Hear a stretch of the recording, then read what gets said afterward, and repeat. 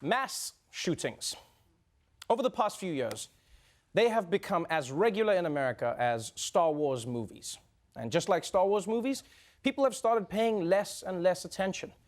But this weekend, something happened. The nation mourns the victims of two shooting massacres just 13 hours apart. The massacres in El Paso, Texas and Dayton, Ohio happened in startling proximity for a country already too familiar with gun violence. 29 people were killed in the two shooting rampages just 13 hours apart. Yes, in the span of 2 days, 13 hours in fact, 84 people were shot, and currently 31 people have been killed in two deadly mass shootings. And even though most of America has gotten used to dealing with mass shootings, having them happen back to back has forced people to take notice. In fact, this weekend's tragedies garnered so much attention that President Trump couldn't respond with his usual sad tweet. Instead, he had to come out and give a formal address to the nation this morning where he condemned white supremacy and domestic terrorism. Unfortunately, he also offered condolences to the people of Toledo, which is not one of the cities that had a mass shooting. So that was basically the mass shooting equivalent of saying the wrong person's name in bed. But these two tragedies didn't happen in a vacuum. They're part of a rise in mass shootings in recent years. And now, news anchors, pundits, politicians alike, they're all trying to figure out the root cause of what has become a national epidemic.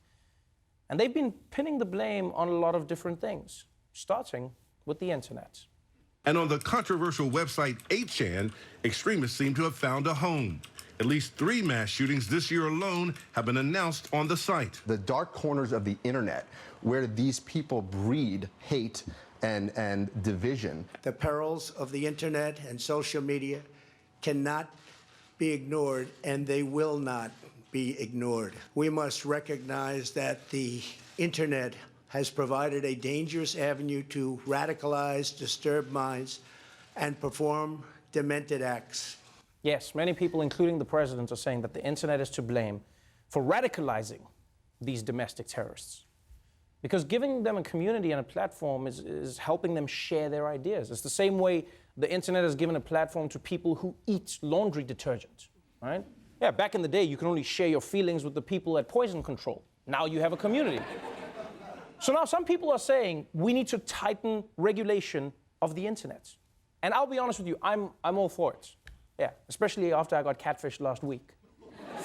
I thought I was talking to a lonely middle-aged man who needed my social security number. Turns out it was some beautiful woman who wanted to date me. What the hell?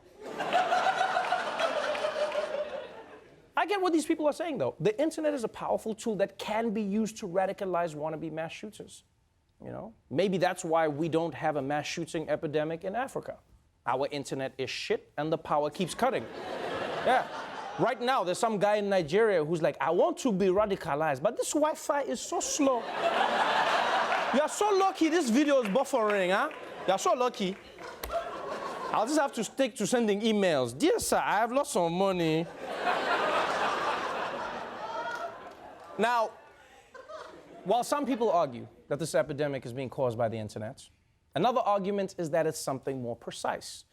Because everyone uses the internet in America, but most of these shooters are young white men. And what do young white men all have in common? Video games. The idea of these video games to dehumanize individuals, to have a game of shooting individuals and others, I've always felt that is a problem for future generations and others. First shooter games would desensitize folks to the violence. When you see it through a screen and you don't relate to it in person, it makes it seem like it's more accessible. What's changed in this country? We've always had guns, we've always had evil, but what's changed where we see this rash of shooting? And I see a video game industry that teaches young people to kill.